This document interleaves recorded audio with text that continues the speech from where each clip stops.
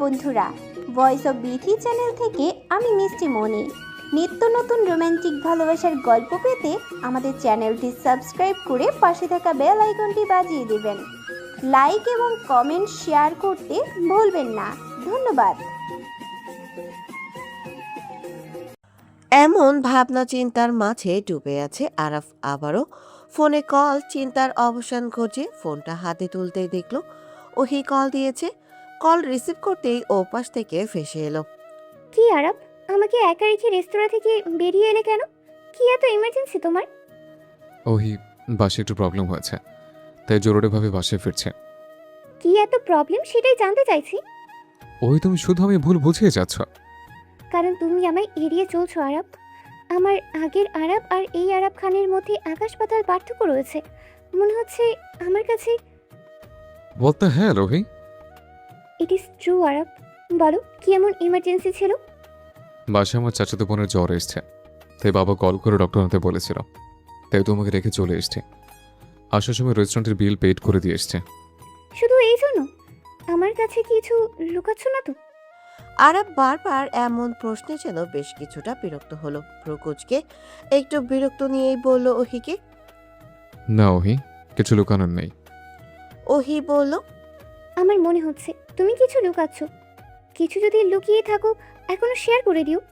যাই হোক, আম্মু ডাকছে, এখন বাই। কলটা কেটে দিল মুহূর্তেই। আরাফের মধ্যে এখন ভয় কাজ করছে। ওহি ইতিমধ্যে অনেকটা সন্দেহ করছে বিয়ের বিষয়টা কিভাবে ওর থেকে লুকানো যায়। তবে তো এক না একদিন সব জানতেই পারবে। সত্য যে কখনো লুকিয়ে রাখা সম্ভব না বেশি দিন। এটা ভেবেই যেন কয়েকবার ঠকিল। ওহিকে সে হারাতে পারবে না। একটা সুন্দর মধুময় সংসার সেজে স্বপ্ন দেখে তার ওহির সাথে, একান্ত তার ওহিকে নিয়ে। অন্য কারোর যে প্রবেশ নিষেধ তার মনের মনে কোঠায়। শুধু ওহি আর ওহি, ওহি ব্যতীত কেউ নেই আর কখনো থাকবেও না।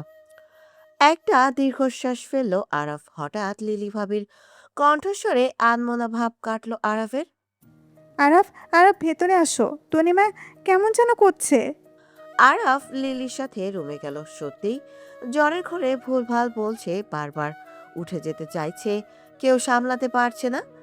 লিলি ভাবি, ওকে ধরো, ওষুধ খাওয়াতে হবে, ডক্টর যেগুলো দিয়েছে। না, কোনো প্রয়োজন নেই। আমি কে? আমি তনু, এই বাড়ির আশ্রিতা, কাজের লোক। আমি কেন ঔষধ খাবো? আমি মায়ের কাছে যাব। ওই আকাশে মা আমায় ডাকছে, দেখো। ওই দেখো বড় আব্বু, তুমিও দেখো, মা বাবা দুজনেই আমায় ডাকছে। চলে যাব আমি। শান্ত হ, তোর গায়ে প্রচণ্ড জ্বর। কেন? আমি চলে যাব। ছাড়ো আমায় ভাবি, যেতে দাও। ওই যে নীল আকাশ দেখছো না, ঠিক ওইখানে দেখো না, ওইখানে আম্মু ডাকছে আমায়।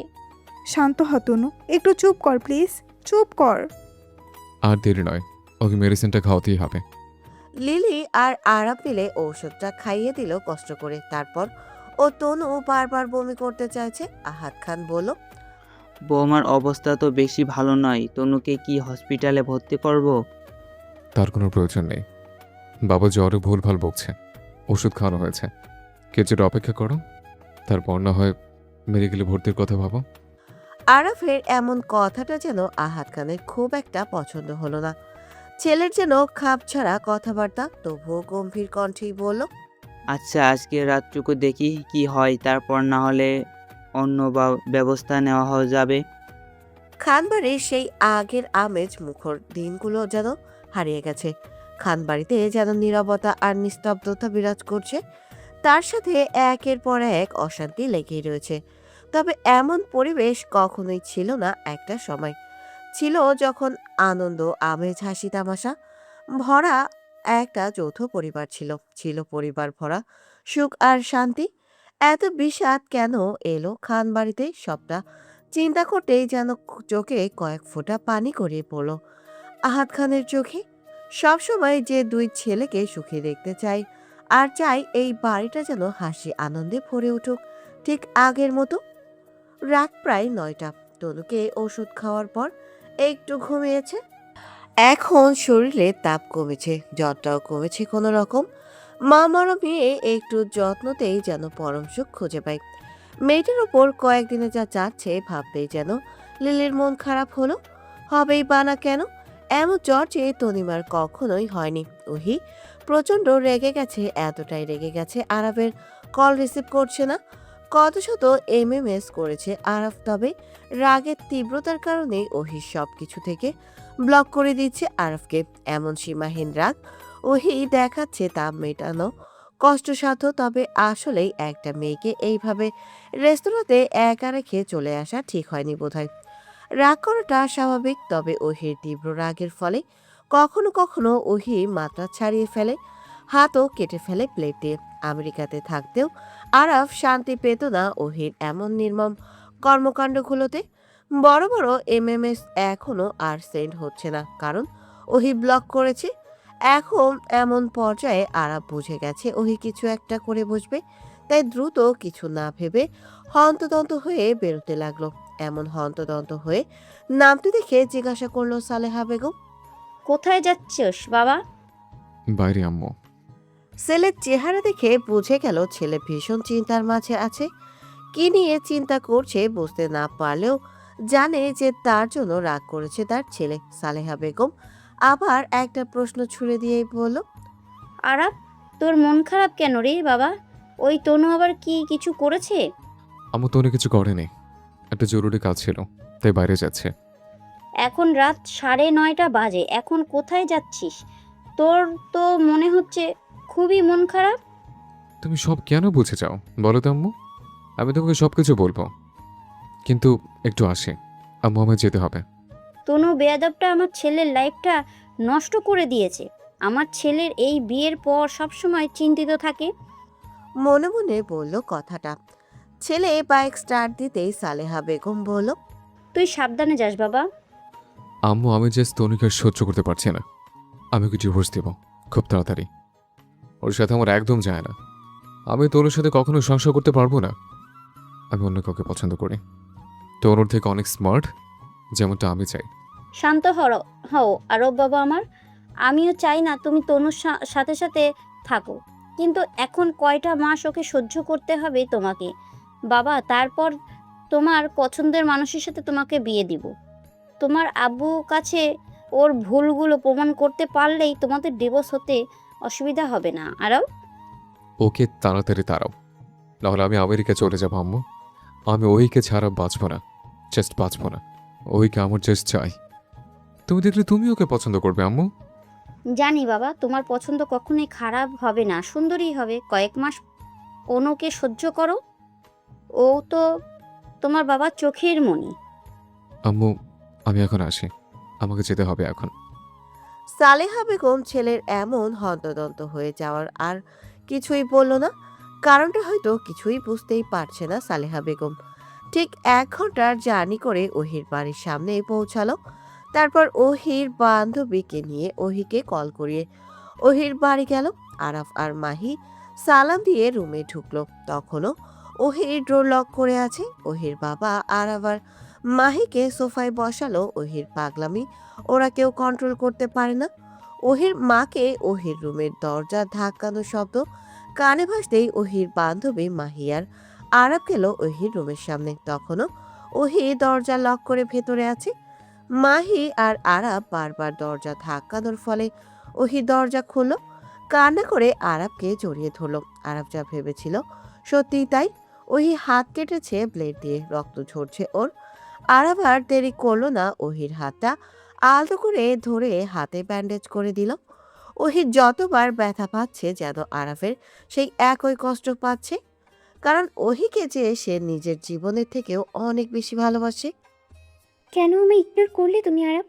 আমি তোমায় ভালোবাসি। আমায় কেন কষ্ট দিলে বলো তো? শান্ত হ ওহি। আমি তুমি ইগনোর কেন করবো ওহি? তুমি কেন পাগলামি করেছ? হাত কেটেছো কেন? আমায় ইগনোর করে একা রেখে চলে গিয়েছিলে, তাই তো রাগ করে এমনটি করেছি। আব্বু বারবার কল দিচ্ছিল, তাই তো রেস্তোরাঁতে তোমাকে রেখে চলে এসছে। তাই বলে তুমি রাগ করে নিজেকে কষ্ট দিবে? হ্যাঁ দিব। তোমাকে না পেলে নিজেকে কষ্ট দেব। আরাপ, তুমি শুধুই আমার, জাস্ট আমার। তুমি ইগনোর করলে আমি মারা যাব। আমি তুমি ইগনোর করি না ওহি। Try to understand. নিজেকে এইভাবে কষ্ট দেওয়ার কোনো মানেই হয় না। হ্যাঁ ওহি, ভাইয়া তোকে অনেক ভালোবাসে। আমাকে কল দিয়ে তোর জন্য কতটা দূর থেকে আমাকে নিয়ে আসলো। তুমি তোমার চাচাতো বোনের কাছে কেন গিয়েছিলে? তোমার চাচাতো বোন আছে, আগে বলনি কেন? ওর জ্বর ছিল, তাই ডক্টর ডাকতে বলেছিল আব্বু। ও কি বেড়াতে এসেছে? না, ওইখানেই থাক, আমাদের যৌথ ফ্যামিলি ওহি। কেন আরব, ও তোমাদের বাসায় থাকবে কেন? ওর বাবা মা মারা গেছে, আর আমার চাচা চাচি মারা যাওয়ার পর জাস্ট আশ্রিতার মতোই ওই বাড়িতে আছে, তাছাড়া কিছু না। তুমি শান্ত হও। মাহিও ওহিকে বোঝালো, সাথে আরাব, ওহির বাবা মা সবাই বোঝানোর পর নর্মাল হলো। ওহিকে শান্ত করে এবার মাহি আর আরাব চলে যাবে। এমন সময় ওহির বাবা আরাবকে বসতে বলল। আরাবের সাথে সেলিম শেখ কিছু আলাদা কথা বলবে। সোফায় বসলো আরাব। তুমি এখন কি ভাবছো আরাব? আঙ্কেল, কোনো বিষয়ে তোমার সম্পর্কে ওহির থেকে সব শুনেছি। যেহেতু তুমি আমেরিকা থেকে পড়াশোনা শেষ করে ওহিকে নিয়ে আমেরিকা যেতে চাও, তবে এখানে একটা কোম্পানিতে কাজ করতে পারো, এটাও ভালো উদ্যোগ, খারাপ নয়। তাছাড়া আমি চাচ্ছিলাম বাবা তোমাদের বিয়েটা দ্রুত দিতে, কারণ ওহি তোমার প্রতি দুর্বল আর তোমাকে নিয়েও খুব পাগলামি করে, কখনো কখনো হাত কাটে, রাগ করে, ঘরে জিনিস ভাঙচুর করে, কত কি করে বসে। আঙ্কেল, আমিও চেয়েছিলাম দ্রুত বিয়ে করতে, কিন্তু একটু লেট হবে হয়তো, কারণ বাবাকে রাজি না করাতে পারলে কোনো কিছু আগানো সম্ভব না। তোমার বাবার সাথে কি কথা বলবো আমি? আঙ্কেল, আমি একটু সময় দিন, তারপর না হয় আমি বাবাকে রাজি করিয়ে কথা বলে দিব। বিয়ের বিষয়টা একটু দ্রুত আগাতে পারলেই আমি নিশ্চিত হতাম। অহির বিষয় তো তুমি সব কিছুই ভালো জানো, তাই বলছি যে ব্যাপারটা একটু মনোযোগে ভাবে হ্যান্ডেল করো। জি আঙ্কেল। বলে ওহিদের বাড়ি থেকে চলে গেল। আরাফ যাওয়ার আগে ওহির আম্মু বারবার আরাফ আর মাহিকে ডিনার করতে বলল, তবে আরাফ আর মাহি ডিনার না করেই বেরিয়ে পড়ল। আরাফ মাহিকে ড্রপ করে নিজে আর বাড়িতে ফিরল না। ওই রাতটা বন্ধু রোহানের বাসায় থাকবে বলে ঠিক করলো। রোহানের সাথে কথা বলে আরাফ রোহানের বাসায় গেল আর রাতটা কাটালো। তবে ছেলে বাড়ি না ফেরায় আহাদ খান বেশ রাগান্বিত হলো আর সালেহা বেগম চিন্তিত। আরাফ ইচ্ছে করেই ফোনটা অফ করে দিয়েছিল, যাতে কেউ আরাফের খোঁজ করতে না পারে। কারণটা বেশ অযাচিত, তনুর মুখ দেখতে চায় না আরাফ। তনুর জন্যই আজ সবকিছুর অশান্তি সৃষ্টি হচ্ছে, আর বিষয়গুলো দিন দিন বড় সমস্যা হিসেবে আরাফের জীবনে প্রবেশ করছে। একরাশ অভিমান জমা হচ্ছে বাবার প্রতি আরাফের, যার মূল বিষয় হচ্ছে এই অনিচ্ছাকৃত বিয়ে। এক অধ্যায় শুরুর একটা সুন্দরতম সুযোগ করে দেয়। ভোরের শিশির, ভেজা ঘাস আর স্নিগ্ধ বাতাস আমাদের মনে করিয়ে দেয় যে প্রকৃতি কতটা শান্ত এবং সুন্দর রূপ হতে পারে। আর সূর্যের আলো হলো অন্ধকারের সমাপ্তি এবং আলোর জয়গান। এটি একটি নতুন আশার সুন্দরতম প্রতীক। সকাল মানে শুধু ঘুম থেকে ওঠা নয়, সকাল মানে হলো নিজের স্বপ্নগুলোকে সত্যি করার জন্য আরও একটি দিন পাওয়া। শীতের সকালে হঠাৎ ঘুম ভাঙল তনুর। কাল কি হয়েছে কিছুই তার মনে নেই। জ্বরের তীব্র কষ্টের সব যেন অতীতের খারাপ স্মৃতি হয়ে গেছে। চোখ তুলে পিটপিট করে তাকাতেই যেন চমকে উঠল সে। আরাব ভাইয়ের বেডে, আর শরীরের জামাও চেঞ্জ। তাহলে কি কাল রাতে জ্বরের ঘরে কিছু একটা হয়েছে? এমন মনে পড়তেই যেন অনেক খারাপ চিন্তা মাথায় উকি দিল। তবে তার তো কাল জ্বর ছিল, কি করে সম্ভব? কি ভুল চিন্তা মাথায় আনছে? পাশে তো আরাব নেই, কোথায় গেল? ওয়াশরুমে নাকি বাইরে? আরাব ভাইয়াকে কি ডাকবো? না, এমনটা করা মনে হয় উচিত হবে না। আবার যদি আরাব ভাইয়া রেগে কিছু বলে, তবে কে আমার জামা চেঞ্জ করেছে? তনুর এমন প্রশ্নের উত্তর সে নিজেই খুঁজতে চেষ্টা করলো। এই ছোট্ট মাথায় এত কিছু সমস্যা, আর তনুর ভালো লাগছে না। এবার যেন শান্তি পাচ্ছে না কিছুতেই ছোট্ট তনু। ডোরনকের আওয়াজটা কানে ভাসতেই যেন চমকে উঠল তনু। তাহলে কি আরাব ভাই বাইরে গিয়েছিল? আচমকা বেড থেকে তড়িঘড়ি করে উঠেই তনু বলল। কে কে? দরজা খুলে ভেতরে এলো, কারণ সারা রাত দরজা খোলাই ছিল। তনু, এই তনু, এখন কেমন লাগছে? জি ভাবি, এই সুস্থ আছি।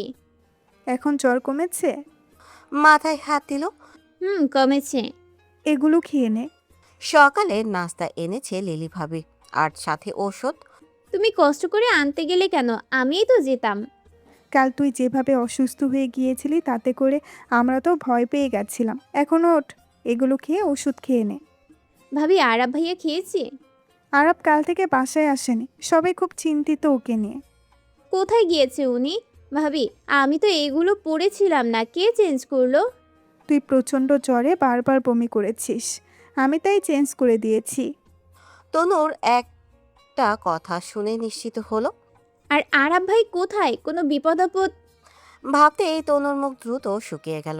ভাবি, আরাব ভাই কাল থেকে বাসায় আসেনি কেন? কোথায় গেছে উনি? ফোন অফ, তাই কেউ কিছু বুঝতে পারছে না কোথায় গেছে। তোর ভাইয়া একটু পর থানায় যাবে। তনুর এবার মনটা খারাপ হলো। তাহলে কি আরাব ভাইয়ের কোনো বিপদ হলো? এতটা সময় সে বাইরে আছে। ভাবি, আমি আরাব ভাইয়ের কাছে যাব। কি হলো আরাব ভাইয়ের? লিলি বলল। তুই শান্ত হ, আব্বু বিষয়টা দেখছে। আহাদ খান ছেলের এমন খামখেয়ালিপনা একদম যেন পছন্দ হয়নি কোনোভাবে। লাগাম ছাড়া চলাফেরা, এগুলো কোনো রকম আমেরিকায় চললেও বাংলাদেশের মাটিতে এগুলো বেমানান। তাছাড়া খান পরিবারের একটা সম্মান আছে। সারা রাত বাসায় ফেরেনি, কোনো খবরও নেই আরাফের। এতটা দায়সারা ব্যবহার কি করে করতে পারে আরাফ, এমন চিন্তায় যেন আহাদ খানের প্রচণ্ড গম্ভীর দেখালো। সালেহা বেগম ইতিমধ্যে কান্না করছে। ছেলের কি কোনো বিপদ হলো? আরিশ খান তার বাবাকে বলল। বাবা, তাহলে কি পুলিশে গিয়ে ডায়েরি করব? ওই মিসিং ডায়েরি? আহাদ খান গম্ভীর কণ্ঠেই বলল। আমি মানুষ লাগিয়েছি, ওরা খোঁজ না দিতে পারলে অবশ্যই থানায় কথা বলতে হবে। আর একটু সময় অপেক্ষা করো, দেখো তোমরা ছোট ভাই মদ খেয়ে কোথায় পড়ে আছে। আরিশ বাবার কথায় সম্মতি জানালো। দুপুর 3টা, আরাফ বাড়ি ফিরেছে। সালেহা বেগম আরাফকে জড়িয়ে ধরে কান্না করছে একভাবে। আরাফ বলেছে, রোহানের বাসায় ছিলাম, তবুও মায়ের মন সন্তানের জন্য কান্না করে। সন্তান দূরে থাকলে কষ্ট হয়, হাজার হলেও মায়ের মন পড়ে কষ্টে। আমাকে কেন ফোন দিয়েছিস বাবা? দিসনি বাবা? এমন প্রশ্ন করো না তো আম্মু। ফোনে চার্জ ছিল না, তাই অফ ছিল। আর তাছাড়া এই বাড়িতে আমি থাকা না থাকা একই কথা।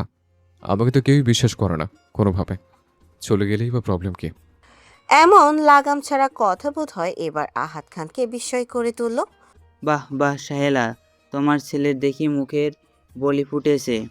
তোমার ছেলেকে বলে দাও সাহেলা, এগুলো আমেরিকায় চলে, বাংলাদেশের মাটিতে এগুলো বেমানান। আর এগুলোকে নোংরামি বলে। তাছাড়া খান পরিবারে একটা সম্মান আছে, বোধ হয় তোমার ছোট ছেলে তা ভুলে গেছে। বাবার এমন কথায় আরাফ ভ্রু কুচকালো। তার ছেলের হাসি দিয়েই বলল।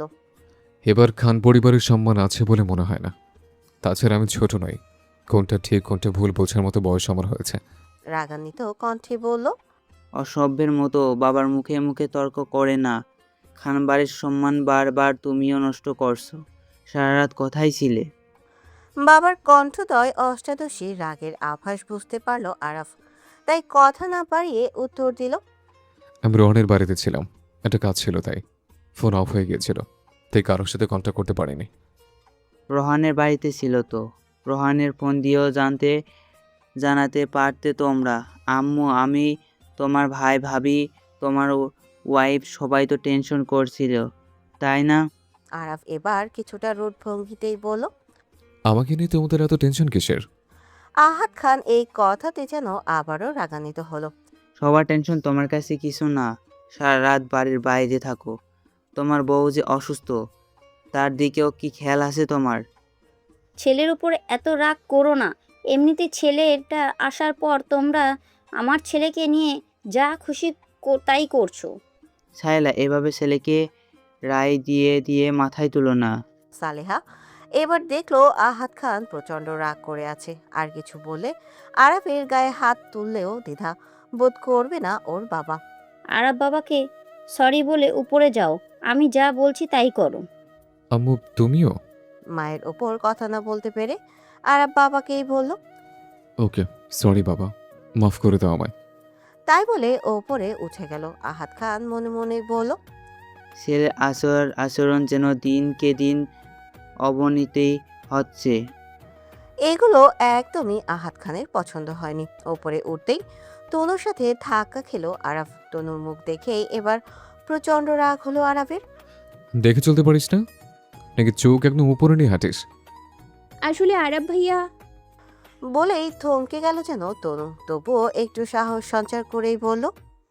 আরাব ভাইয়া, আপনার কি হয়েছে? সারা রাত কোথায় ছিলেন? তোকে বলতে হবে? আমি কোথায় ছিলাম? একদম বউয়ের অধিকার দেখাতে আসবি না, ভুলে যাস না। আমি তোকে বউ বলে মানি না।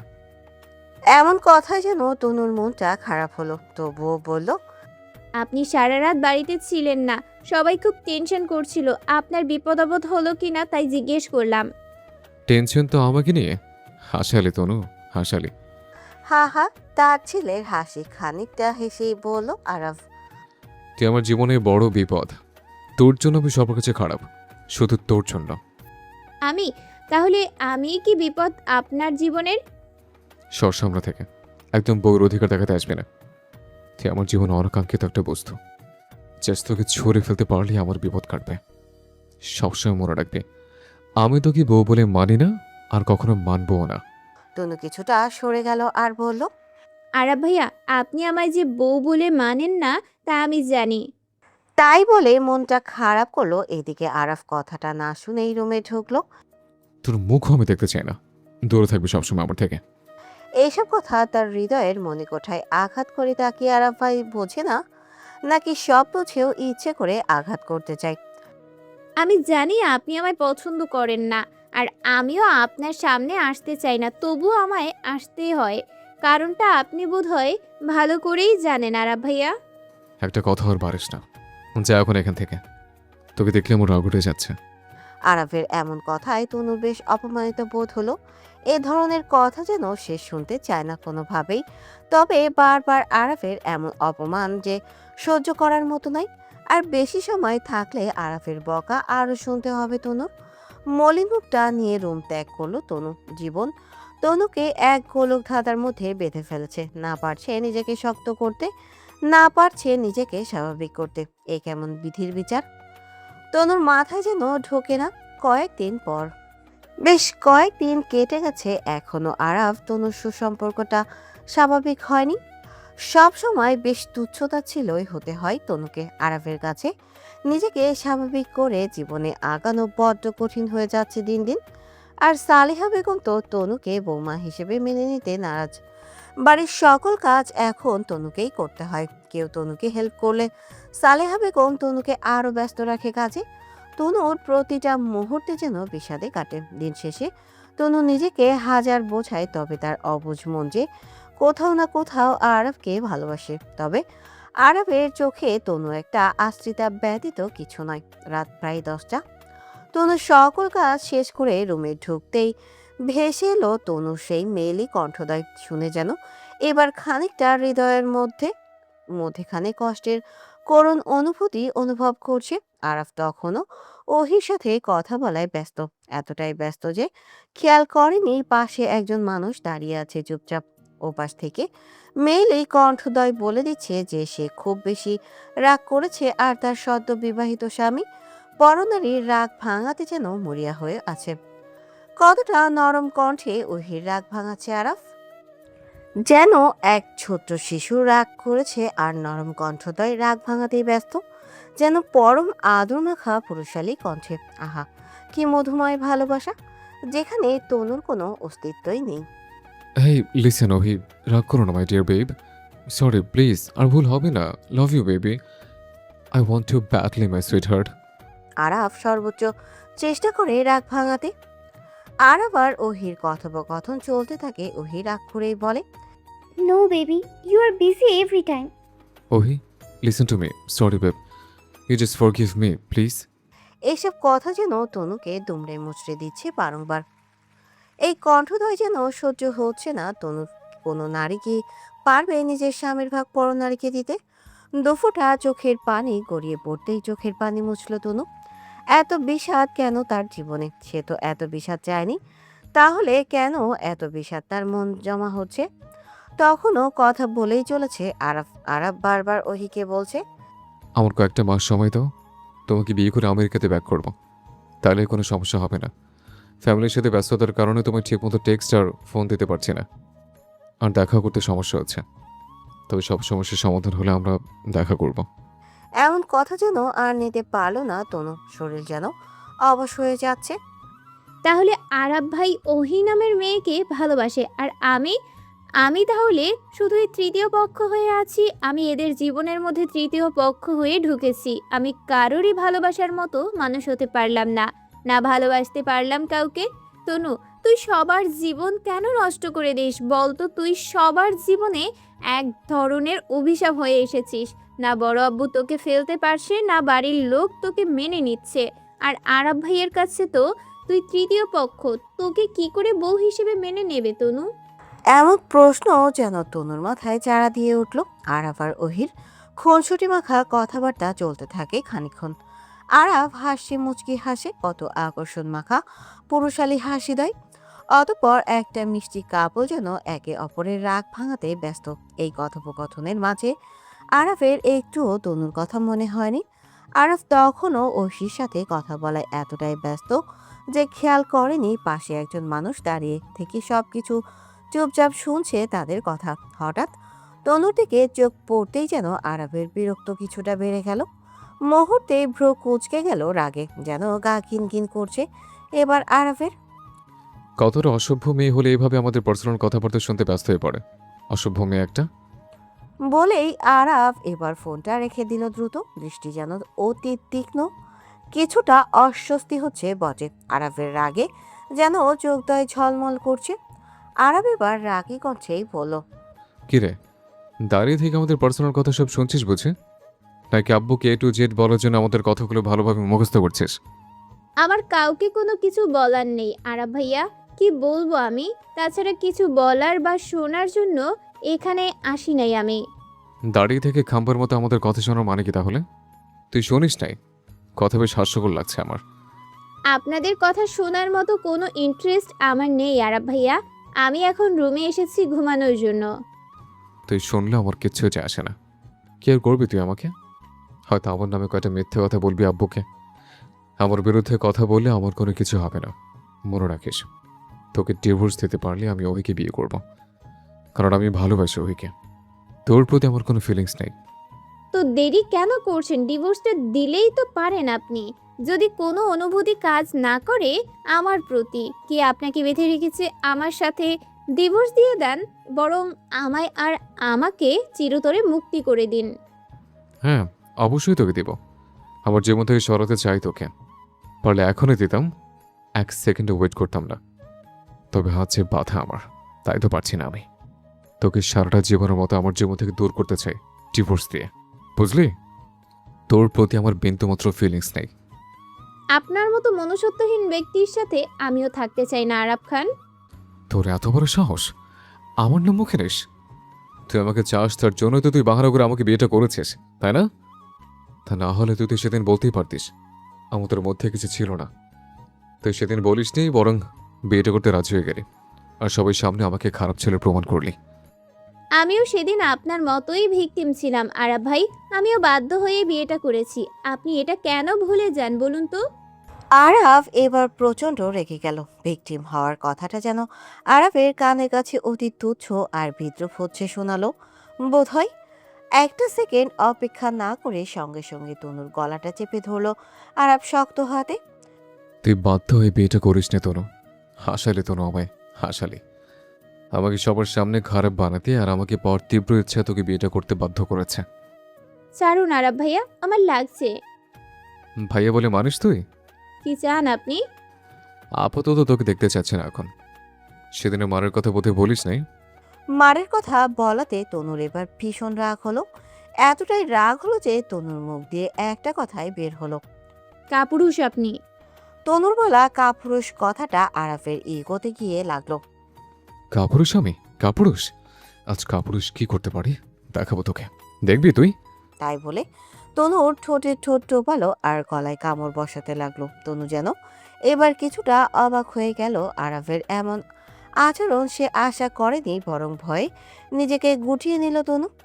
ব্যথায় চিৎকার করেই বলল, আমায় ছেড়ে দিন আরাব ভাইয়া, আমি ব্যথা পাচ্ছি। কিন্তু আরাফের সেদিকে কোনো খেয়াল নেই। কেন তনু আরাফকে কাপুরুষ বলবে? পুরুষত্বের প্রমাণ কি সে চাই? আমাকে কাপুরুষ বলার অধিকার তো নেই। তাই বলে আবারও হিংস্র কামড় বসাতে লাগলো।